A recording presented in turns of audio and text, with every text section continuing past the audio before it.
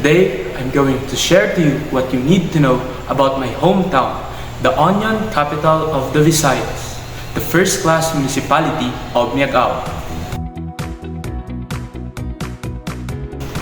Do you know that Miagao was derived from the name of the wild plant called Miagos that grew abundantly in the place when the Spaniards first arrived?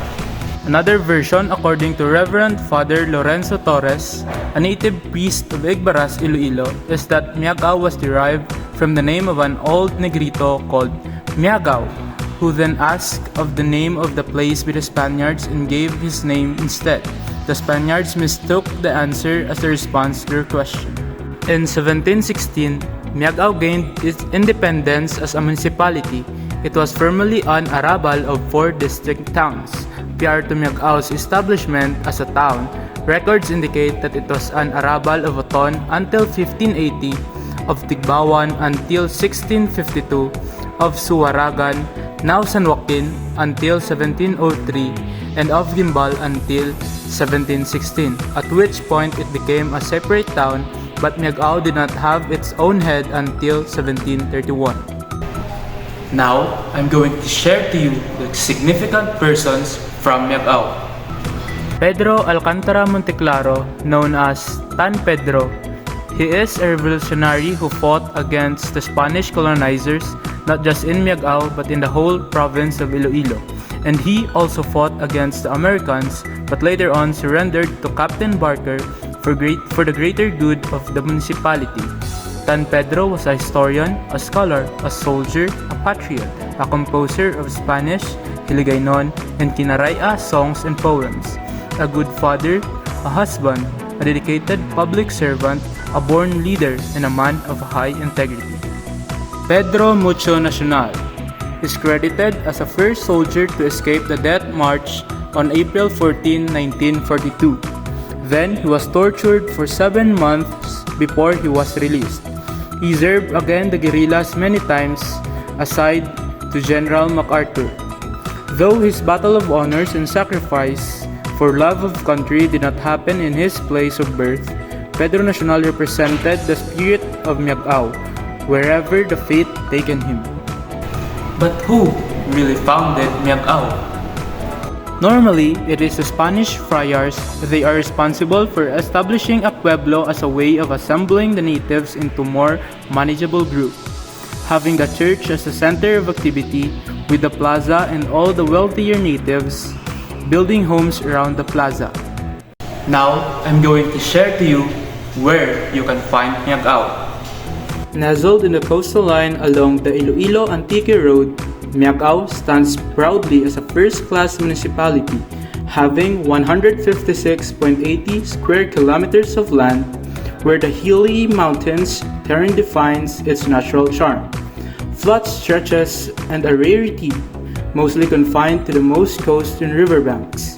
Miagao also have different types of wild plants like Miagos plant, Rafflesia, and vast variety of trees that serves as the habitat of different species of birds and animals, where in fact, a lot of barangays are known as bird sanctuary. Miagao has a populace of 68,115, wherein its major livelihood is farming and fishing.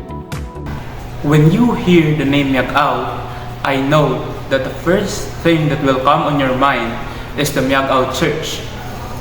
Actually, there's a lot. Let's start with Salakayan Festival.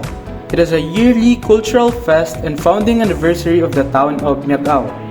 It remembers the victorious battle of the people of Miagao against the Moro pirates in 1754. Conducted every first week of February, it is a long-week celebration of the town's culture, history, and heritage. Hablon Festival. It is usually celebrated in September, and it's time to coincide with the town's fiesta. It is not just a simple festivity. The Hablon Festival serves as a testament to Miagao's resilience and creativity. It is a celebration of life, culture, and a beauty tapestry of stories woven through time.